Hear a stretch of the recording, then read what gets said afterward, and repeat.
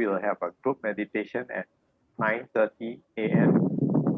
Malaysia time, and the evening 8:30 another group meditation.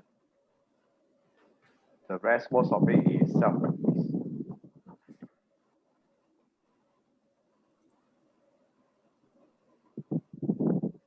LA time and Malaysia time, what's the difference, Simi?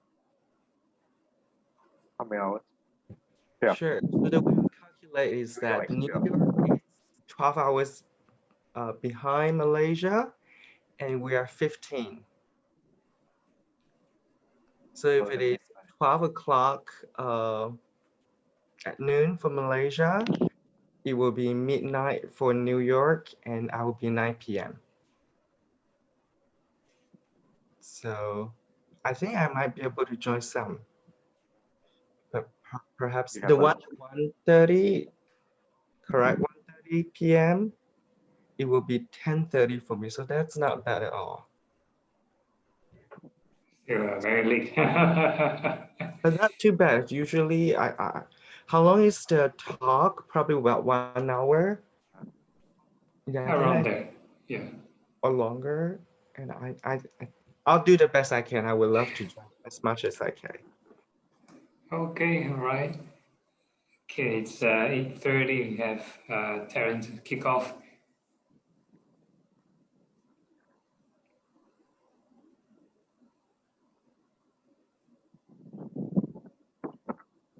You too, and good evening, everyone. Welcome to the MSBS 50 Guided Meditation by Phra Goh. Today is the 8th of June, 2021. We are fortunate to have with us Bhante Adhibalo, known as Phra Goh. Bhante was born on July 14, 1985, and had his Bhikkhu ordination in 2008. Bhante is currently the religious advisor to Buddhist Youth Network, Singapore. We'll be continuing the Vesak team. According to Bhante, today is the last day for this Vesak team. Bhante will be sharing on the life of the Buddha Siddhartha Gautama. Bhante will be leading the homage to Buddha and taking of 5 precepts for peace. Now let us compose our minds and put our palms together and welcome Bhante. Over to you, Bhante. Okay, thank you, Terence, for the intro. And now we are starting the opening chant.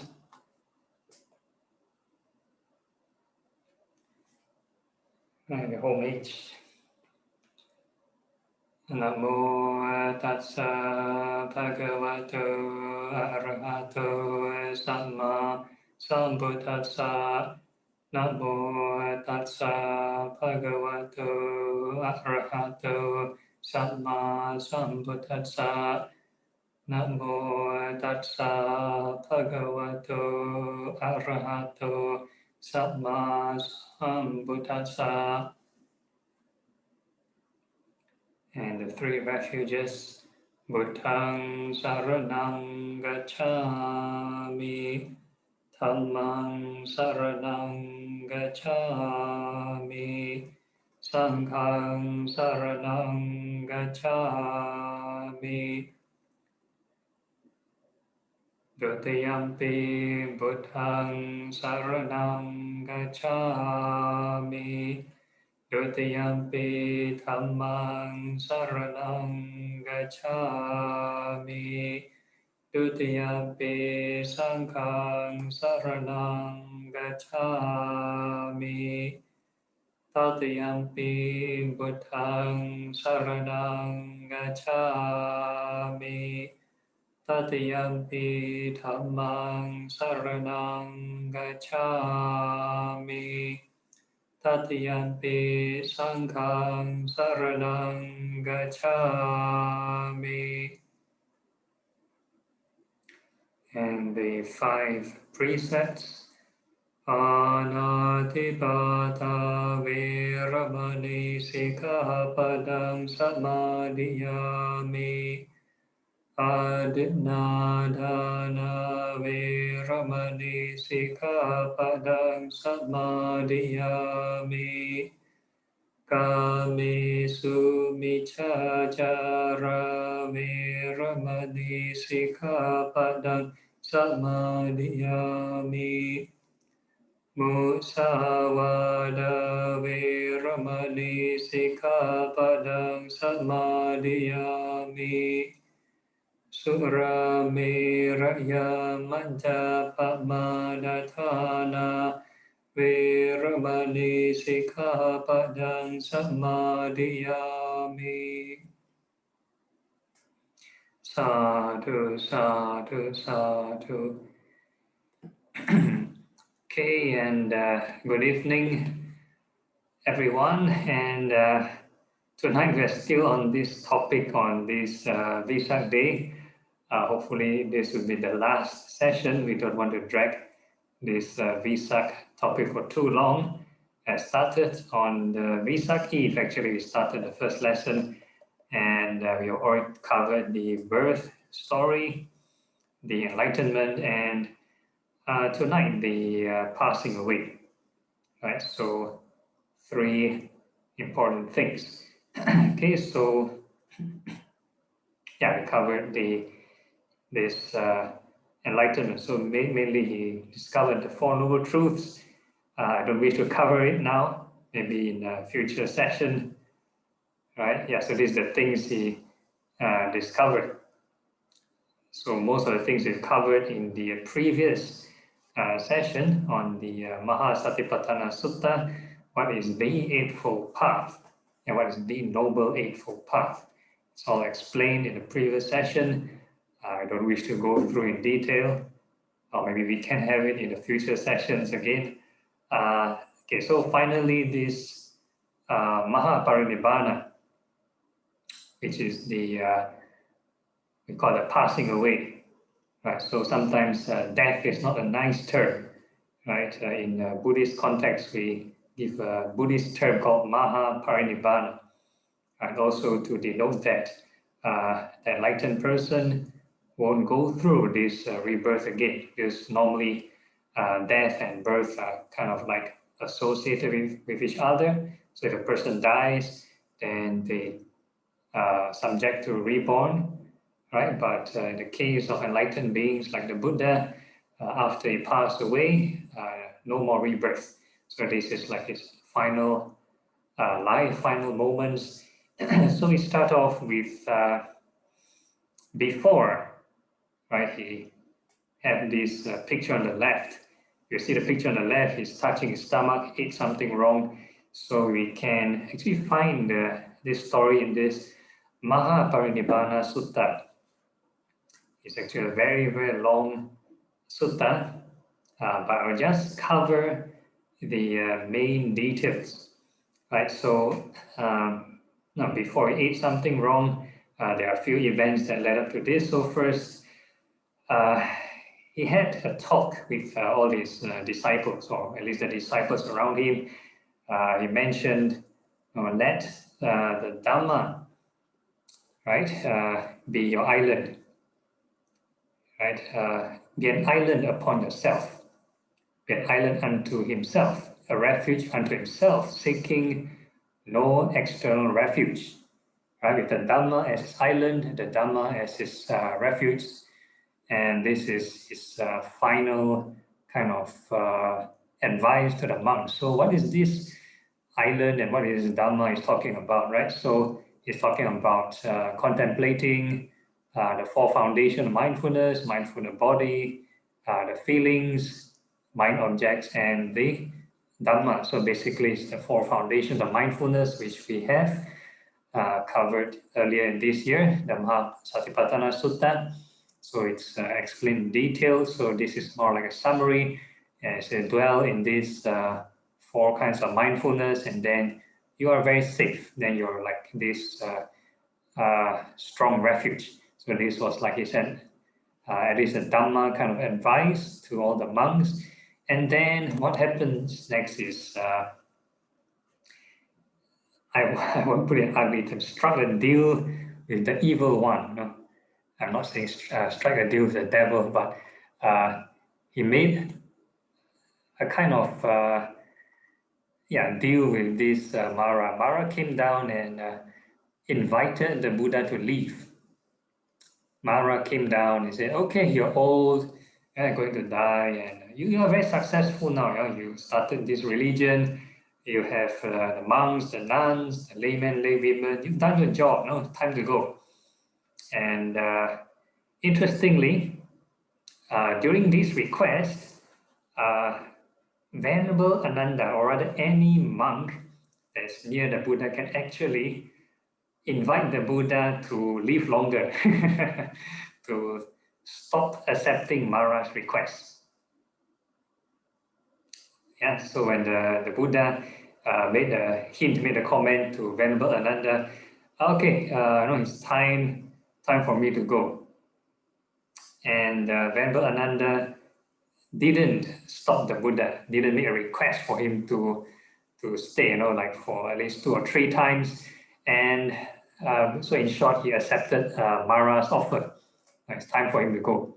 So after the 3rd time, I think, then Venerable Ananda started to ask the Buddha to stay, ask the Buddha to stay. And the Buddha says, too late. He has already accepted this Mara's invitation to leave the world, right? And now some people started to blame Venerable Ananda for not requesting the Buddha to stay. So there are some commentaries that mention that if the Buddha were able to stay, he's able to stay for a full eon. So I'm wondering what this full eon means. Probably a full eon of that particular human life cycle. So I would guess 100 years, which is still very short. If it's a full eon, then the next Buddha won't come really. Yeah, because the next Buddha in line is Maitreya, this Buddha, and he'll come still within this eon, right? And also the Buddha has already predicted his arrival, so doesn't clash. So it's anyway he's about to go. So not much difference. So in any case, what happens is he made this final summary after accepting this invitation to pass away. Okay, all the monks come together. Then he mentioned all these teachings. What are these teachings? He's mentioned 4 foundations of mindfulness, 4 right efforts, 4 bases of psychic power, 5 faculties, 5 powers, 7 factors of enlightenment, and noble eightfold paths. So basically, that's the 37 factors of enlightenment. So we have more topics to talk about next time. 37 factors of enlightenment, so many things. But actually, you can just, it's all like subfolders springing out of the Noble Eightfold Path. It's the same thing, a lot of repetition. Like this 4 foundation of mindfulness is part of the Eightfold Path, right? Mindfulness. And this 4 right efforts also part of this right effort in the Eightfold Path. So a lot of repetition. Right, 7 factors enlightenment is part of this 4 foundation of mindfulness and the Dhamma. So it's all related. It's just expanding and repeating certain similar points over. So, but you want to cover it, we can cover next time. We don't want to drag it for too long. So what happened is now we go right to the picture. Going to right to the picture on the left. Now he ate something wrong. So it is said his last meal, this Chunda, this layperson Chunda, offered this food. Some translators mention it's pork. Some translators mention it's pig's food. So whatever it is, he ate it and he got this food poisoning. He got this dysentery, dysentery. So he, having this bad stomach problem, food poisoning, and he's about to pass on. And he's telling this Chunda, no, don't worry, it's not you kill me. And don't be too worried or upset. It's not a heavy bad karma. In fact, it's good, very meritorious. That's the final moment. Right? That is the moment that he will glow. And the last moment of his last few moments of his life, he's glowing bright and very meritorious meal. And he proceeded on to this sal trees, right? If I'm not wrong, yeah, Kusinara, sal trees, and then he lied down, made a resting place, lied down, and of course there are few other events that happened. There is last disciple coming to seek refuge, asking the question: is it true that no, this is the only religion that has that can reach enlightenment? All other systems don't have teachings that lead to enlightenment. So that was his last Dhamma question. He was allowed to admit to see the Buddha. Right? In fact, all the disciples were blocking him and don't allow him to say, "Oh, Buddha, let him pass away in peace. Don't disturb him." Right? And the Buddha, out of compassion, said, "Yeah, come in." And the Buddha's answer, interestingly, he mentioned, as long as there is this Eightfold Path, the essence of the Eightfold Path, right? Then there's this, no, it's possible to reach this enlightenment. So he didn't mention whether it's only within this religion. So he made a very objective statement. So if you want to be objective and analyze, even in Buddhist communities, if there's no Eightfold Path, then no enlightenment, too bad. Right? But if, let's say, some places elsewhere, it can be another religious building, they practice in line, they have this right speech, right thoughts, and that kind of stuff, eventually it can purify the mind. So a lot depends on the effort and a lot of other factors. So, right, so this was his last answer, and also his last disciple, and this guy, I forgotten his name, I think Sudana. Then he, or Subhada, I forgotten his name. Yeah? So he wanted to become a monk. So the Buddha accepted. So that was his last official disciple, last official monk. And what happens next is, he's about to pass on, and he entered these various levels of concentration, and entered these different levels of concentration. So what happens was, when he was lying there, and Venerable Ananda was crying already. And this another monk, and an arahant, Venerable Anuruddha, a blind monk, but he has this divine eye, and he's telling Venerable Ananda, "Hey, not yet, still not yet, passed away." He's entering concentration. So what happens was, he's describing the concentration process. The Buddha entered the first level of concentration, the second, third, fourth, fifth, sixth, seven, eight, and went to this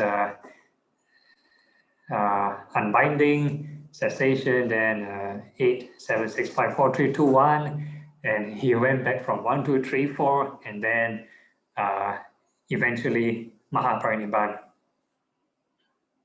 total unbinding. So that was the process. Why come back to 1 to 8, 8 to 1, and 1 to 4?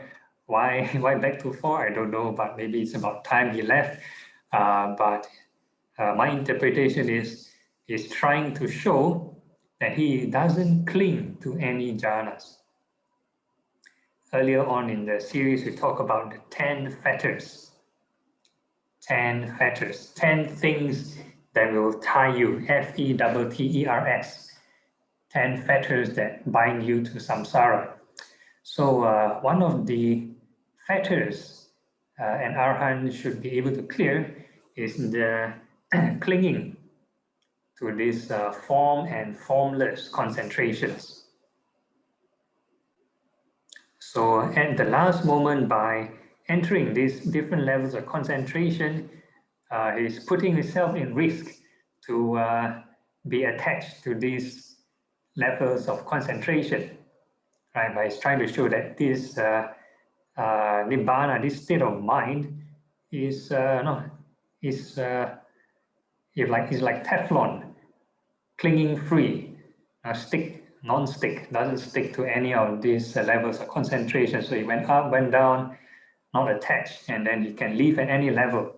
no problem. So he left at this number 4. Yeah, he could have left at any level, doesn't matter. We also talked, I think, in one of the previous sessions, not in any official title, but there was one example of a monk that passed away because he was in an accident. He was ran over by a bull, but he was an arahant. So he has no time to enter different levels of concentration. His mind is still in the desire realm, in the sense world. Right? So the Buddha could also, without entering the levels of concentration, also can pass away like that, no problem. Right? But he chose to go to first, to 8, maybe more comforting, entering the different levels of concentration, very comforting. But also in the Maha Sutta, the Buddha also mentioned he entered this signlessness to have some comfort, to allay some negative, unpleasant bodily feelings. Right? So by entering this state of cessation after the 8th jhana, entering this cessation or signlessness, then it brings at least some relief to the unpleasant feelings. So that was another strategy. So it's not a cure-all, yeah. So it's not like entering concentration, totally no feeling. Maybe certain practices there might be. Okay, so and then this is like his entering this passing away. But of course, before he passed away, down there the words, behold now, right, bhikkhus, I exhort you, all compounded things are subject to vanish. Strive with earnestness. So this is his final words. Final words. So he's trying to say impermanence is the key to practice. Everything subject to passing away. And this was a theme all along. When he was a prince, he saw the 4 sights: aging, sickness, death, right? And before enlightenment, he saw the birth and death, many past lives. After he got enlightened, he taught us to contemplate on this aging, sickness, death, passing away, separation from loved one, and so on. And eventually, the last moments before he really passed away, and his final teaching to everyone is to all things are subject to passing away, subject to vanish. So strive with this earnestness. So we need to put in effort to observe impermanence. So this is basically the teaching, right? And tada, and that's the parinibbana. So what happens is maybe a short few cents of my thoughts is some practices, they believe in maybe wearing Buddha amulets to prevent one from getting ill. Or some people believe, if a person is enlightened, right, they won't get sick, they won't die, or whatever it is, which is not true, right? So the Buddha, right, his intention to seek this enlightenment is to overcome aging, sickness, and death, right? But physically, he went through aging, sickness, and death. So he went through all this. So what is this overcoming of this aging, sickness, and death?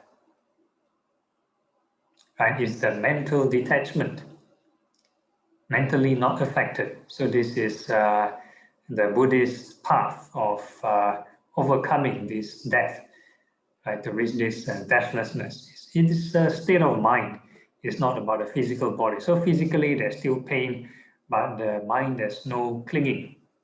So that is what the Buddha discovered. And anybody that expects, tattooing a Buddha image or wearing a Buddha amulet can prevent you from injuries or illness, wait long. Yeah. So the Buddha himself also go through all this. So what makes you think having these objects beside you will prevent you, from getting injury or illness. All right, so it's within the mind. It's about mentally not clinging. All right, and also the last moments also mentioned in the Mahaparinibbana Sutta, and this is a bit controversial, is about the relics. After the Buddha passed away, he got cremated. So that was standard, supposedly now the standard Buddhist procedure, how to go about death, right? So after death, the Buddha also got cremated. So the Buddhist community, no issues in getting cremation because the Buddha also went through it. So he waited for this Venerable Mahakassapa to come. That is like, he's supposedly next in line. Right? Many a times he attributed Venerable Mahakassapa, praised Mahakassapa in front of the rest of the monks. Whatever the Buddha can do, he also can do.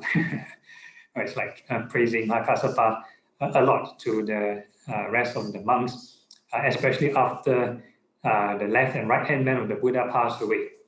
Venerable Sariputta passed away. Venerable Moggallana also passed away. So left with the chief disciple, this Venerable Mahakassapa. And Venerable Mahakassapa is the foremost in ascetic practices, foremost in the Dhutanga practices. So it is said that people try to light up the altar, try to cremate him, doesn't work. Only Venerable Mahakassapa, when he light up there, he can cremate the Buddha's body. So in the Mahayana tradition, if you go to Theravada temples, right, you see the left and right hand man of the Buddha, that is Venerable Sariputta and Venerable Moggallana. But if you go to a Mahayana temple, the left and right hand man is a different set of disciples. The right hand man is this Venerable Mahakassapa, and the left hand man is Venerable Ananda. So that is the Zen lineage. Right? The first patriarch after the Buddha is this Venerable Mahakassapa, and the second patriarch after that is Venerable Ananda. And interestingly, Venerable Ananda can live very long. I think he lived for about 120 years. So it's like a ripe old age. Yeah? And some legends, I'm not sure, this is non-canonical. Some legends even believe this Venerable Mahakassapa is hibernating somewhere, waiting for Maitreya Buddha to arrive. So this is a post-canonical story. I personally don't buy into it, but no, it's a post-canonical story. Whoever wants to believe in this legend, feel free to do so. Pretty much against the purpose of having the Buddha around in the first place. You need to have someone discover the path to this enlightenment. But yeah, in any case, the relics after cremation, none of the relics has been distributed to the disciples of the Buddha. A lot of people think, oh, the relics, what happened? Huh? Oh yeah, end up there are 7 kingdoms fighting over the relics. 7 kingdoms in India all want to fight over the relics. Almost had a war. 7 kingdoms, right? All comes. So it's trying to imply Buddhism at that time was very influential, has a lot of strategic interests, which we have covered in the previous series, multi-tradition, same liberation. Right? This Buddhism can be used and manipulated politically.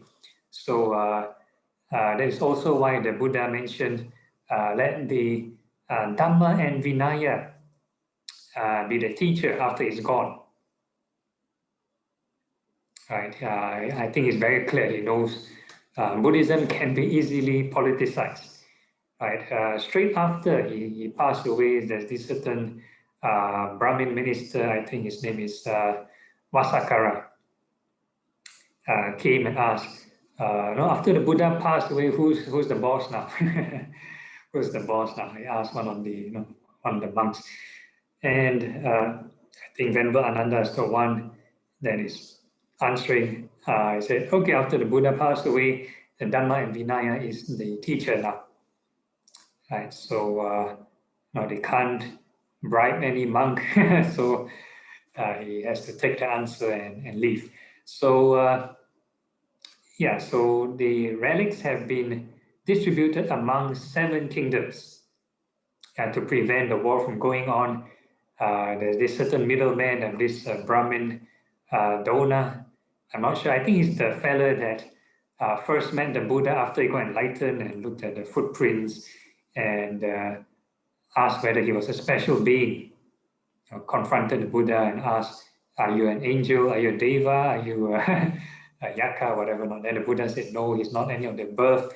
And eventually, he came and become this middleman, distribute these relics around, kept one for himself as a tip. And I'm not sure what happened to the rest of the relics. Maybe some archaeologists had found some of the relics. But nowadays, in the relic exhibition, there are more and more relics going around. Some believe the relics can grow. Some believe the relics, the devas confiscated the relics. They may disappear if nobody attends or worship to the relics, and it might appear mysteriously to somebody's hands. And yeah, so that's the origin story of how some exhibits came about.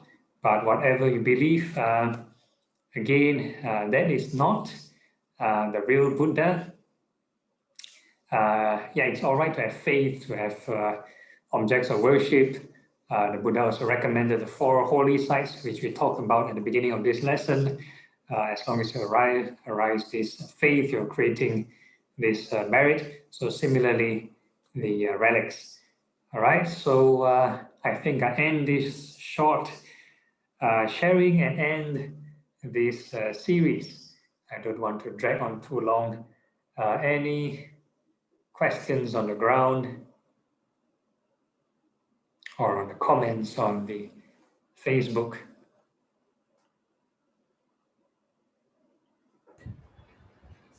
Bante, I'm very curious.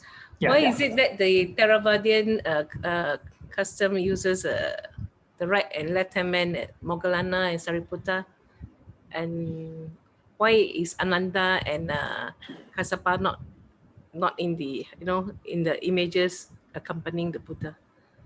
I think it's more of a sectarian issue. Yeah, sectarian issue. So like for Sariputta and Moggallana is clearly stated by the Buddha that he wanted those to be his right and left hand man. Even before these two got ordained, right, when they started to approach the Buddha, he already announced to the rest of the monks, okay, my future left and right hand man is approaching.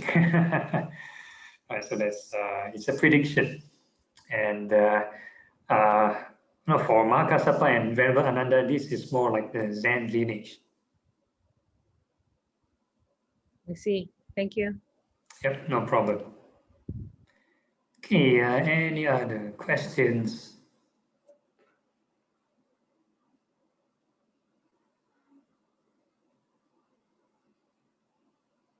Oh, nothing.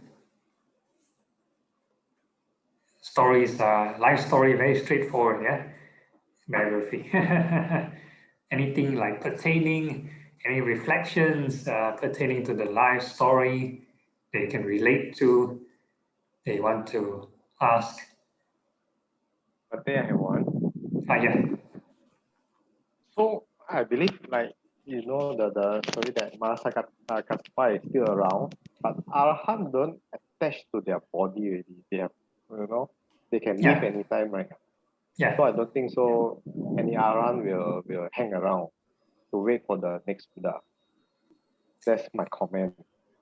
Yeah, so that's the interesting point. Yeah, it's a good point. That's why it's a post-canonical tale. Yeah, it's not part of the sutta, I believe. Yeah, so there's no mention of how long this Venerable Maha Kassapa has lived. There are a few suttas post after the Buddha's passing away. They talk about their interaction with Venerable Ananda, maybe some teachings exalting the nuns and so on. So that's about it. There's not much mention about his vow, wanting to leave to the next Buddha's era, that kind of stuff. Yeah.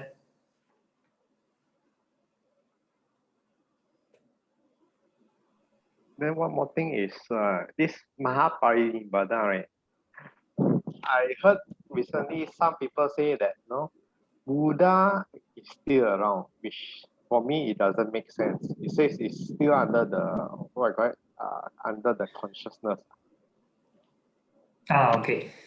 Yeah, again, this is a different theological understanding, right? Interestingly, that's one of the 10 questions the Buddha avoid answering.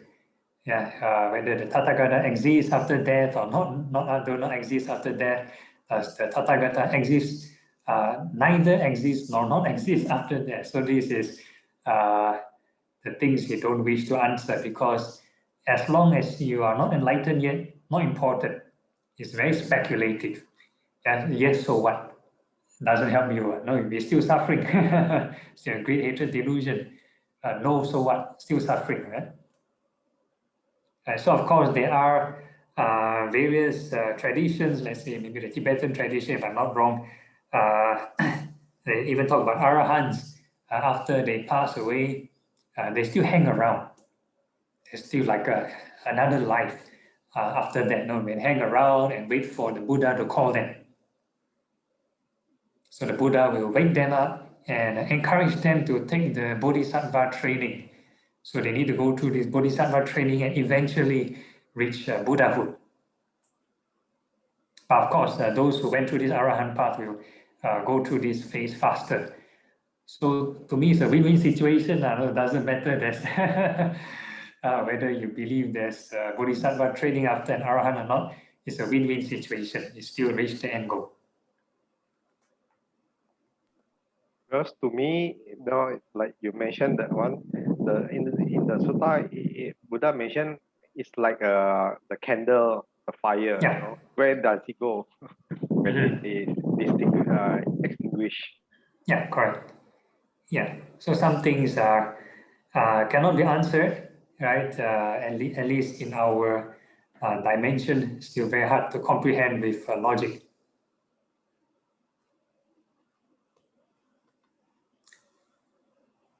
Okay, but if you want to talk about extending, if you want to talk about Abhidhamma kind of consciousness, like the 52 kinds of consciousness, so Arahant also have a kind of consciousness.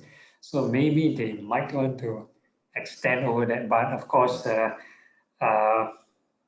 yeah, these are the things that, at least for the conventional Theravada point of view, we don't answer here. Or sometimes we might give a simple but short and wrong answer.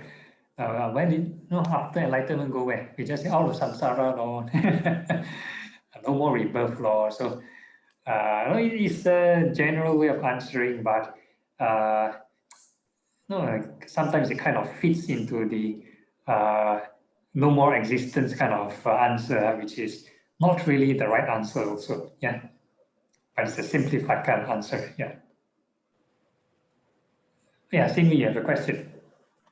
Oh, Pandey, I remember 2 sections ago, I think Brother Terence was asking regarding in Mahayana tradition, we do not celebrate 3-in-1 Vesak day.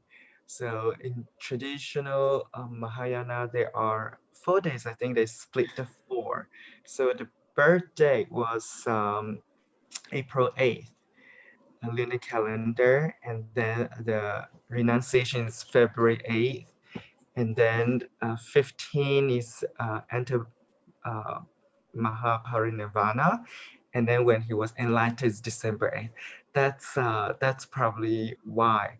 So in this service that day, technically it was, and I remember, was it 1950 some when we asked for it's not WHO, for the Vesak day, a public holiday. Otherwise, prior to that, did Theravada still celebrate it separately?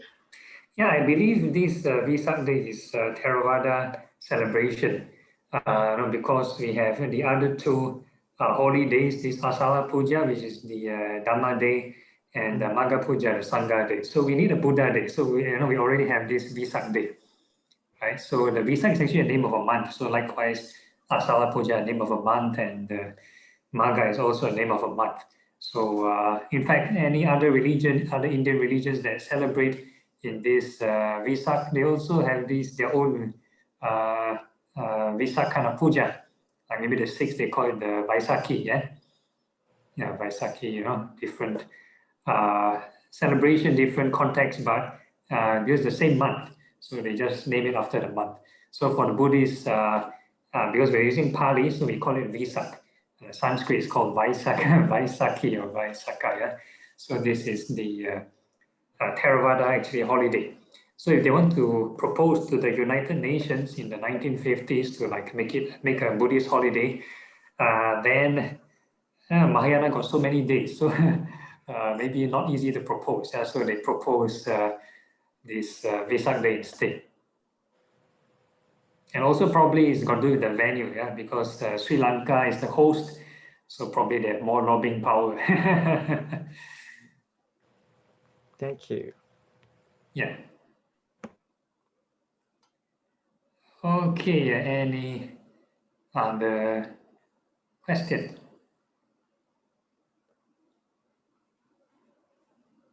Oh, nothing. Okay. If there's no other issues, then we have a break, 5-minute break to do your stretching and toilet break, whatever. Then we come back for the guided meditation.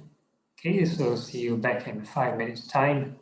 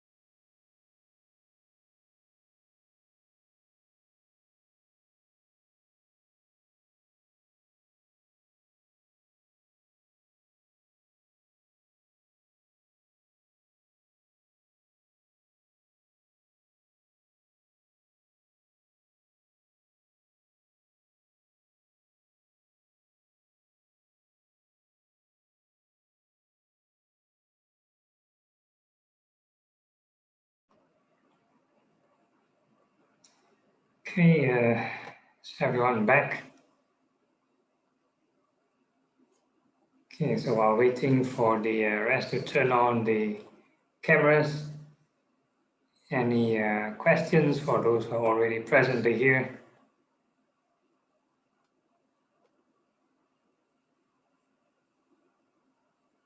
No issues. Okay, if not, then we can start. Is Lily back or is she around? Okay.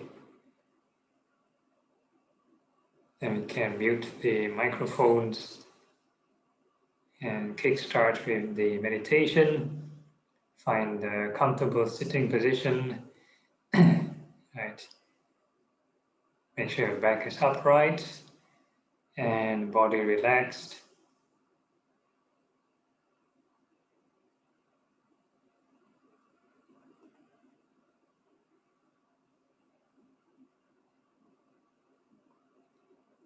And we are going to start off first. The first phase of meditation is to detach the body using these bodily contemplations and impurities of the body.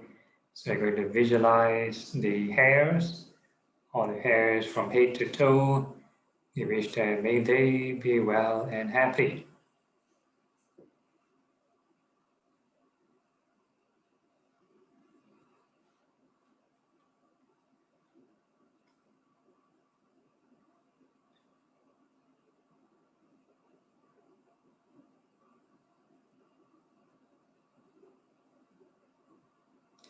So every time you visualize a new patch of hair, a new area, then you need to generate this loving kindness.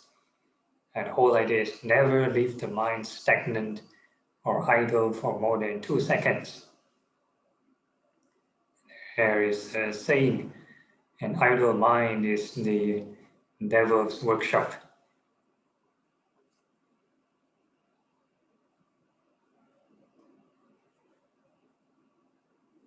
So if your mind don't purposely generate right thought, then it will naturally cling onto unskillful thoughts.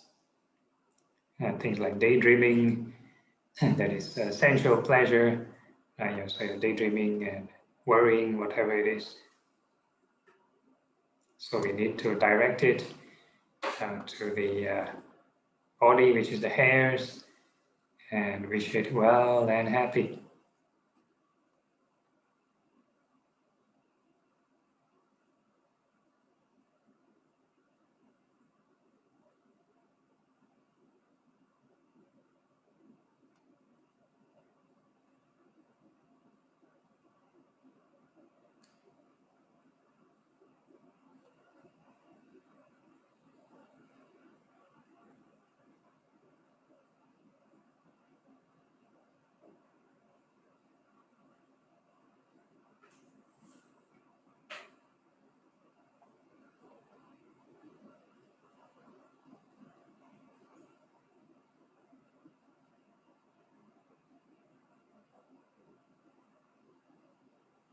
So you can observe, right, the change of sensation or experience before applying loving kindness and after applying loving kindness.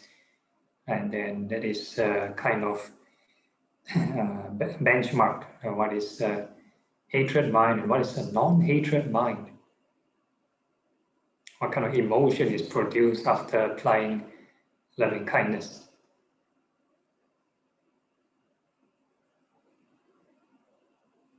So we are within the, trying to within the island, yeah?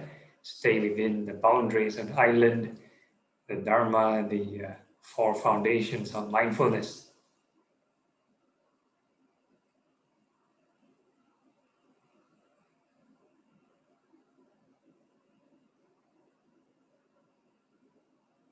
So no matter how pleasant your experience, keep generating loving kindness. Do not stay still with the pleasant sensations.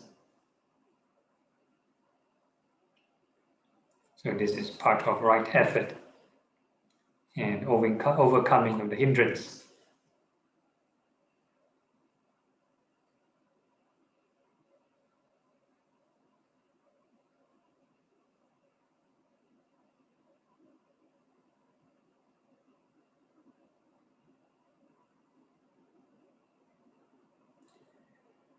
Okay, and next we are applying thoughts of non-greed. Non-greed. So what we are doing is visualizing all these hairs go through birth, aging, sickness, and passing away. So the hairs keep growing all the time, and they keep falling all the time.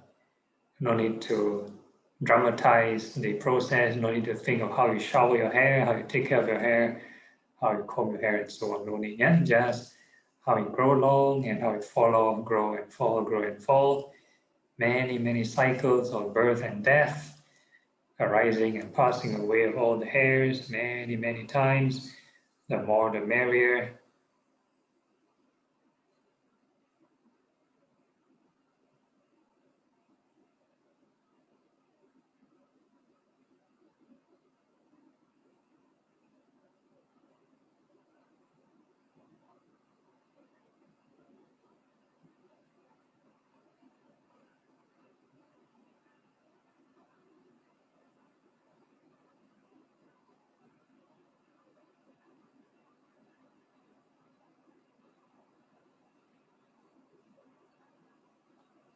So when we reduce craving in meditation, it should be a joyful or peaceful experience. Yeah. So if the more we meditate, the more tension, the more anxiety, then something must be wrong somewhere. Then you need to adjust. Yeah. So it has to be in line with the Four Noble Truths. It's not just about suffering. So the more you sit, the more you suffer, then people give up. You need to have the cessation, the path leading to overcoming this suffering. So we are practicing applying the Eightfold Path, the right thoughts, thoughts of non-greed.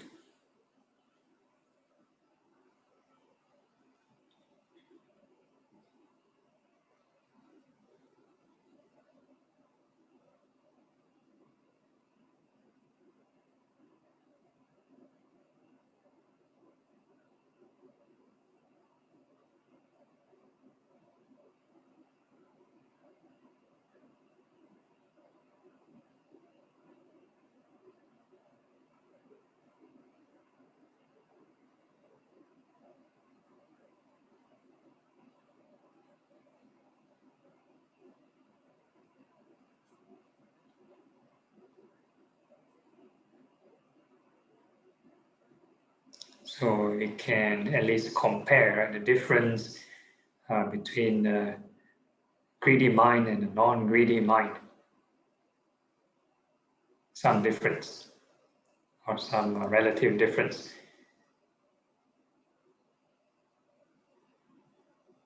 And we can apply thoughts of non-delusion. So what's the difference between a deluded mind and non-deluded mind? So this is a bit hard. It's a question actually. Are these hairs truly self, truly I? So it's a delusion and belief it's my hair or it's me, right? Can we tell the hairs not to go through birth and death?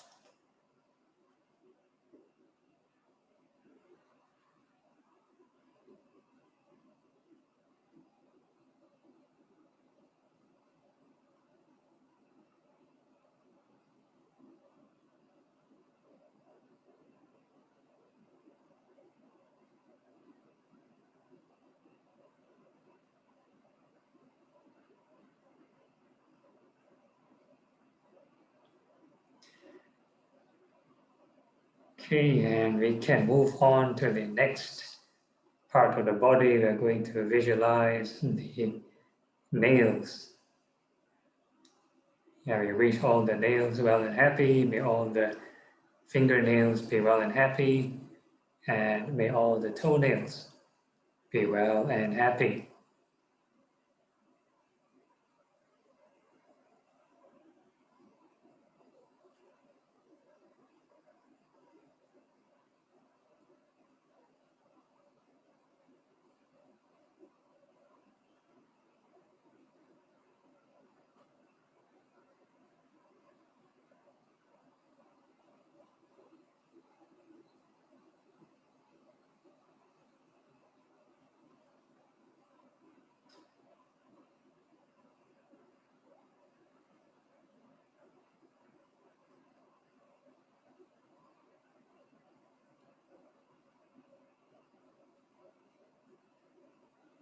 And all the nails go through birth, aging, decay, and passing away.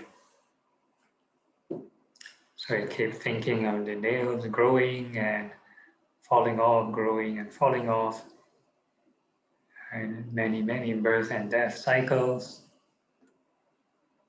many rising and passing away of the nails. The more the merrier.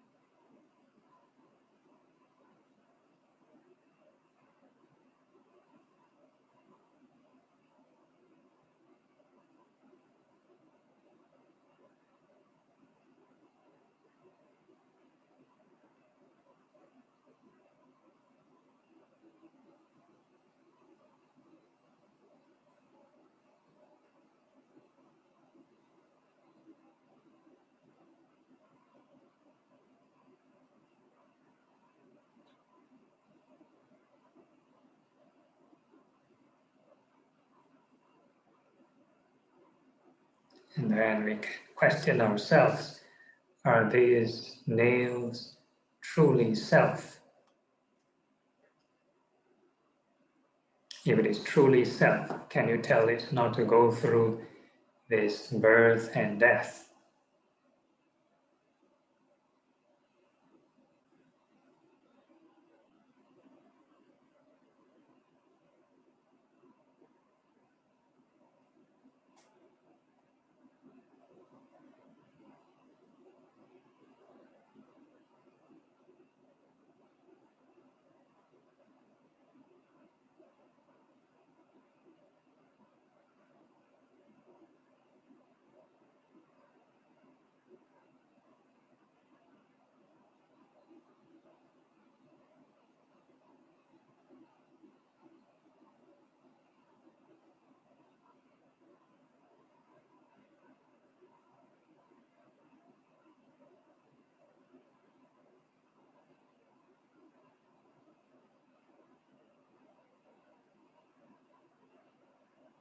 And the next part of the body, we are going to visualize the teeth, all the teeth inside the mouth.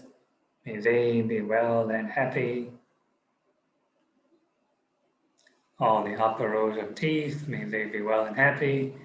And all the lower rows of teeth, may they be well and happy.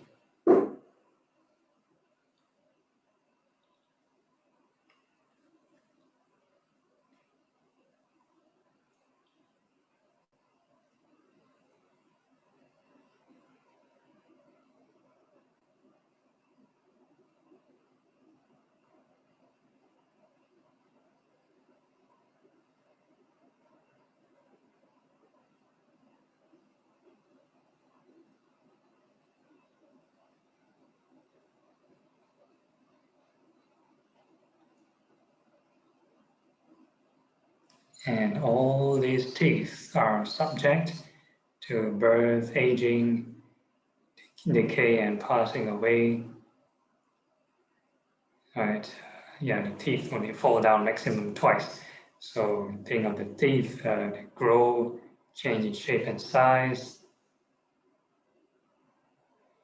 get dirty, change in color,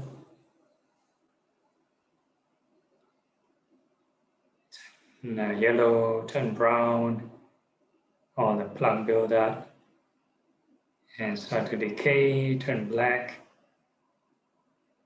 start tooth cavities, they grow holes,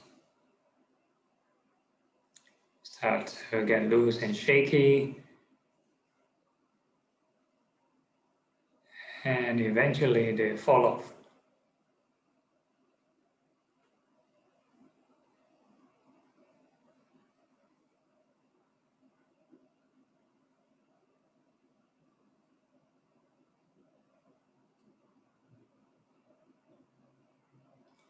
And then we can ask ourselves, are these teeth truly self?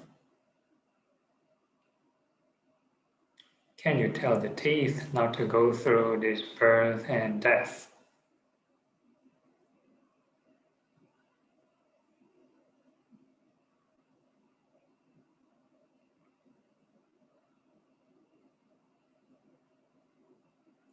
And next up, we are going to visualize the skin from head to toe. We wish all the skin well and happy. So similarly, any new area of skin, new patch of skin that you think of, you need to generate loving kindness. You wish that skin well and happy.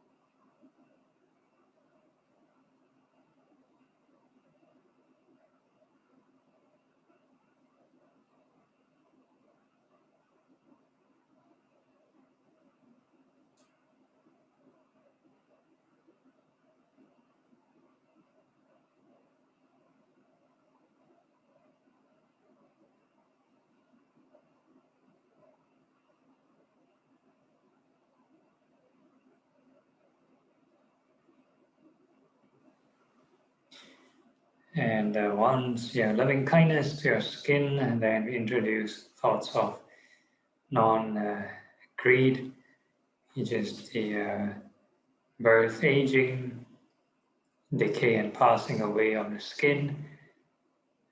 So you think of the skin growing and falling all the time. So the skin goes through this birth and death cycle many times. Dead skin keep falling off all the time. So many arising and passing away.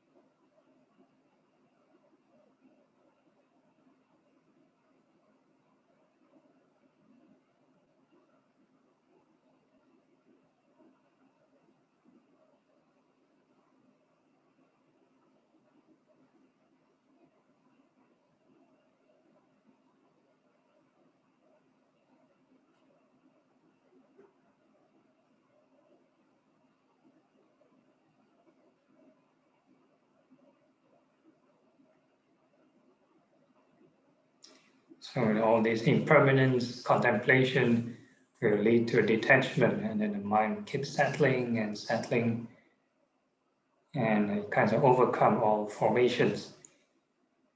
So in any kind of meditation object, right, should have more or less this kind of effect on this kind of journey.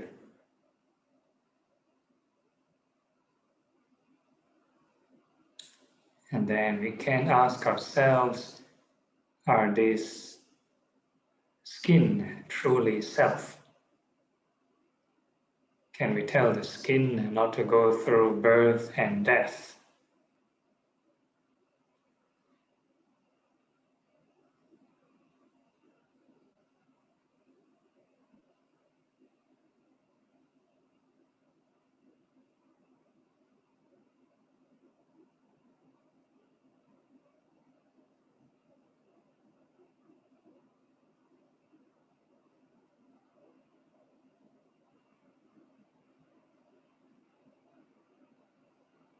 So this leads to the end of the mind door training.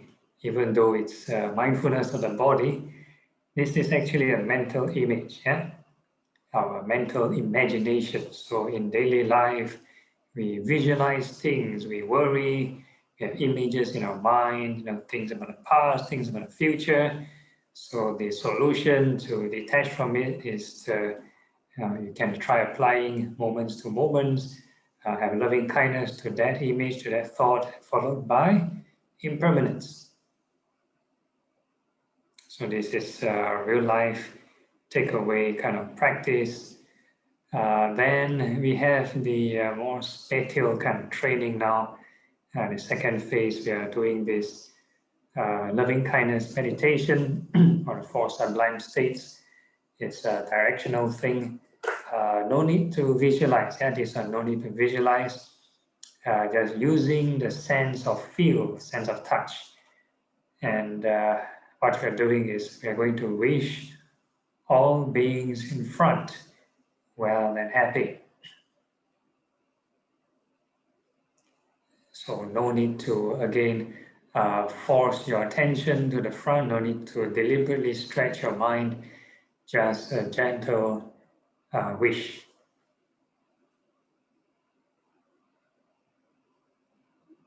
And we come back to ourselves, and we wish all beings behind well and happy.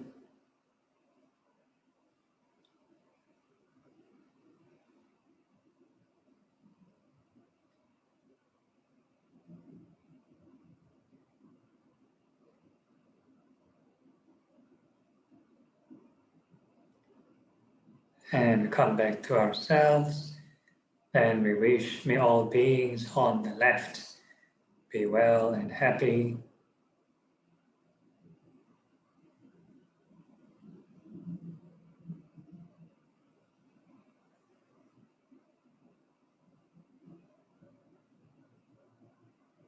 And we come back to ourselves, and then we can wish may all beings on the right be well and happy.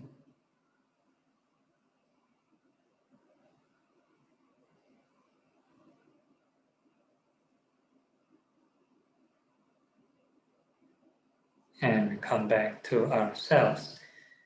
And next we wish all beings above well and happy.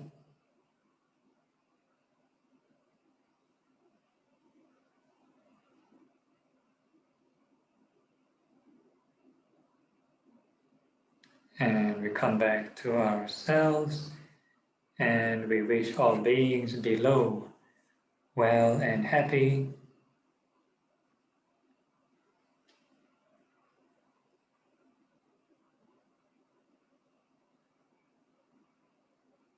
And we come back to ourselves.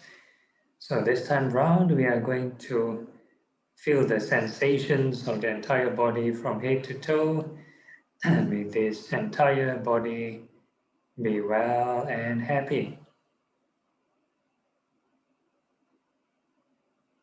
So because the body is a bigger area, so whatever sensation that arises, we are going to wish it well and happy.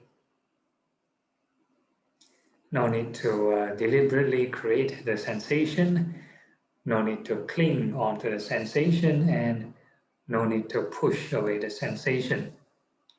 So I try to maintain this middle posture.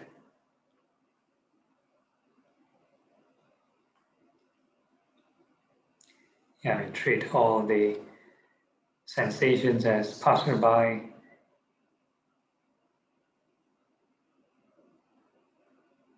New sensation come, well and happy. New sensation arise, well and happy.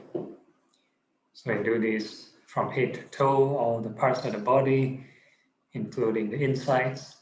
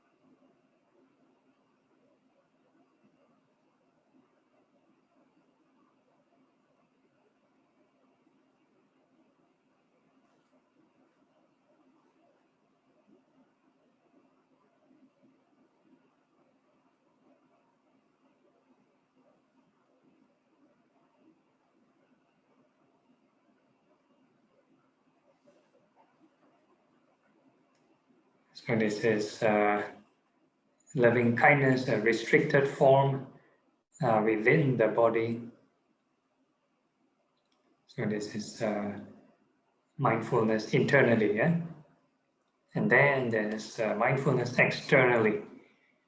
So we are going to create this boundless loving kindness, right, in the expanded mind. And we're going to wish all beings in all directions, above, below, and all across, may they be well and happy.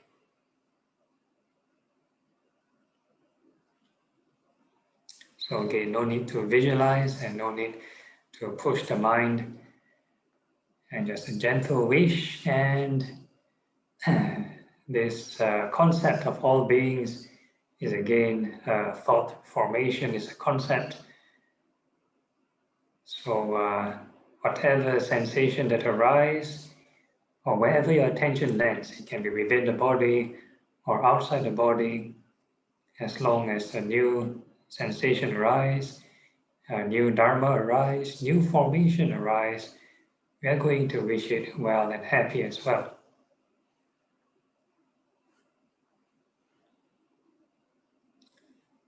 Right, so new thing arise, well and happy, new thing arise, well and happy. So keep generating thoughts of loving kindness all the time.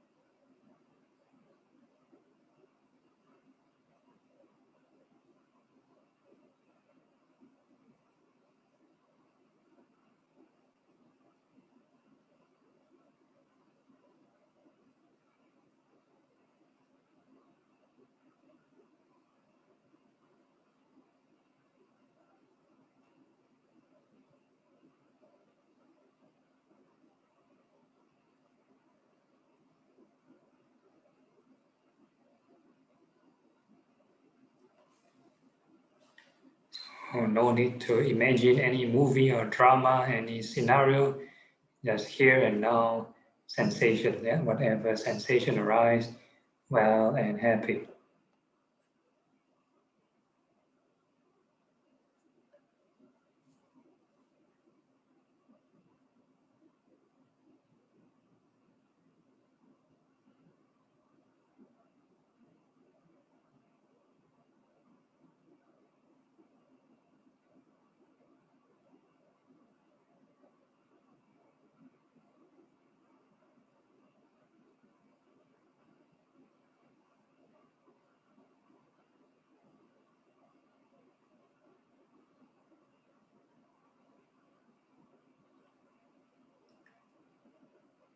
Any form of visualization of any sentient being, any class, any particular area of sentient beings is a form of stereotyping. Yeah, you're restricting this loving kindness. So likewise, any deliberate attempt to expand the mind and exert and causing any strain or tension, that is also restricting the mind. Right, so the way to create this boundless loving kindness is to remove the boundaries, which is the craving. Yeah, so the more loving kindness we have, we are slowly reducing or removing this parameter, this boundary.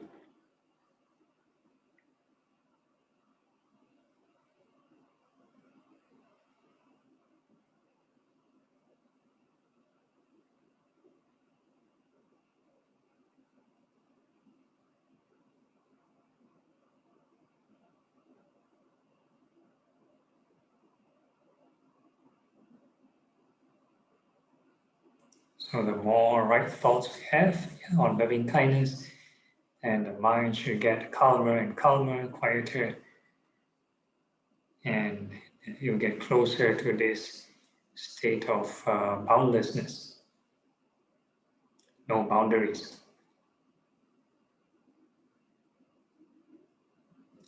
And along the way, whatever sensation you feel, right? Any pleasant experiences, quietness, peacefulness, we treat all of them as a sideshow. Yeah?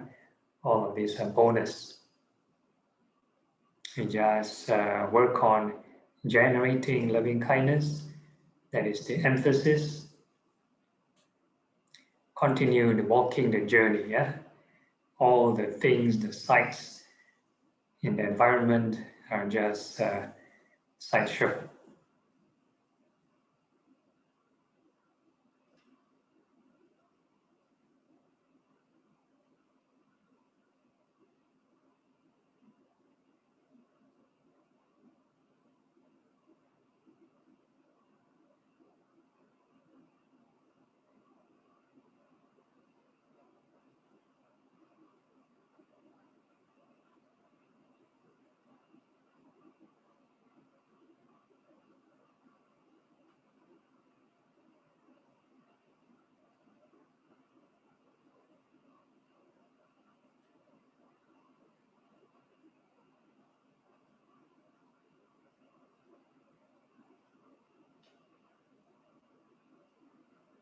So you can remember this emotion. There should be some form of joy or happiness if you have done it correctly. And now moving forward to purify this loving kindness. That's one step higher actually. So after boundlessness, there's this thing called unconditional loving kindness.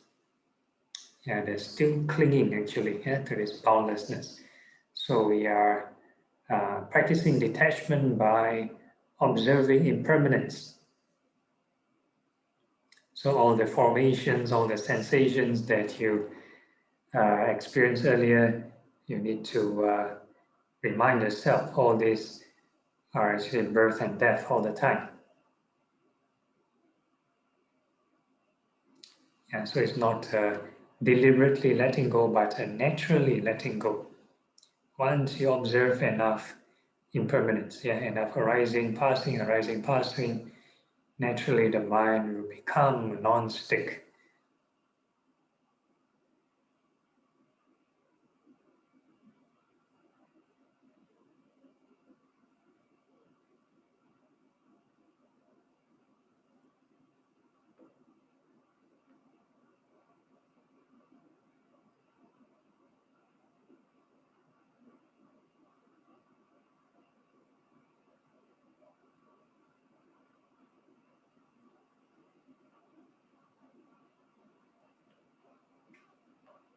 So you do it with all the sensations, right? The sensation arising and passing, that is one aspect, the observational aspect, as well as the evidence or physical evidence. And there's also the second aspect, which is the reflection. So you to think of impermanence, birth and death, rising and falling, whatever label that is you're comfortable with. So that is to convert the phenomenon, the evidence, into wisdom. Right. Normally in daily life, lots of changes, but we never convert it to wisdom. So this time around, we are observing and also contemplating.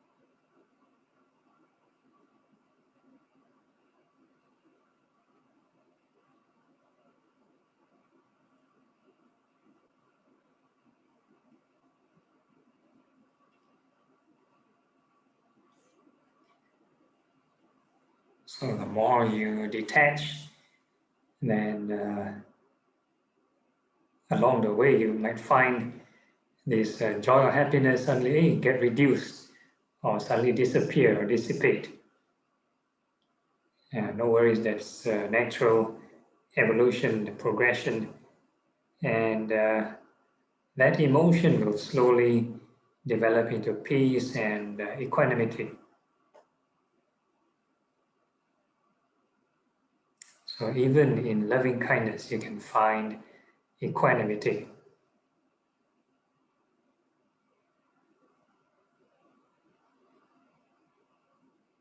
So again, all these emotions and all these experiences, treat it as a sideshow. Yeah, we know the conditions leading to them, but we do not reject it. We do not hold on to it. Just pass her by.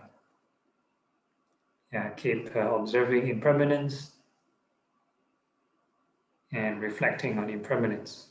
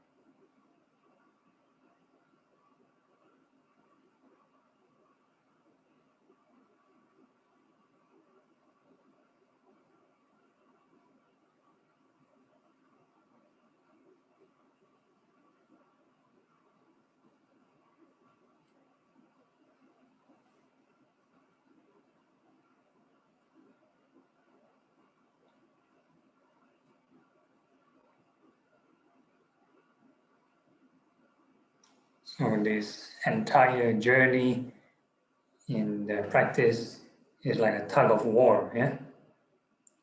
Mara versus Buddha. And we talked about the stream, right, last week. So the stream is like the desire, we practice right thoughts, this impermanence, then it's like going against the stream of craving. So when the mind settles, it gets calmer, it's going against desire. But when clinging appears, yeah, when we entertain certain thoughts or certain contact, pleasant or unpleasant, desire arises, and we cling, then we are going along with the stream again. So it's always up and down the river.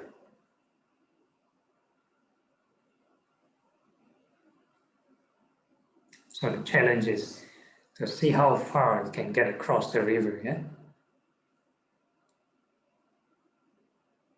Can you find the origin point, the source of the stream?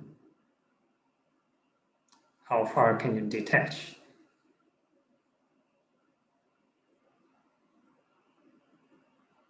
So this will be like your mini game, your homework, and you can keep track of your high score. Yeah?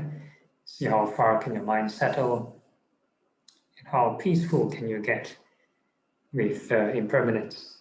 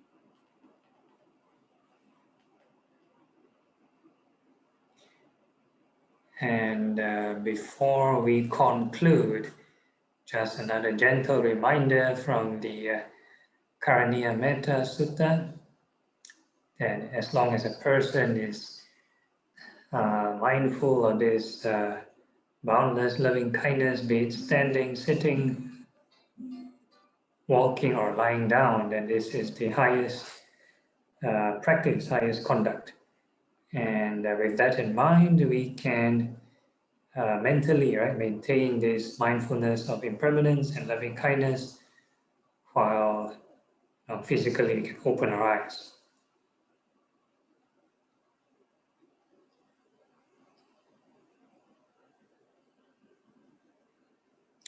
Okay, it's 10 o'clock. Any further questions or problems or issues from anyone here?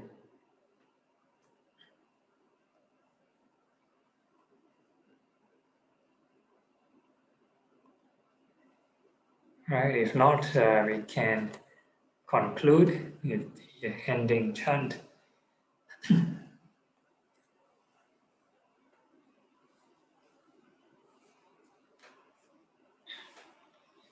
Okay, so we're going to dedicate merits. Yeah, so whatever goodness, positive things we've cultivated, and we can dedicate to all these sentient beings.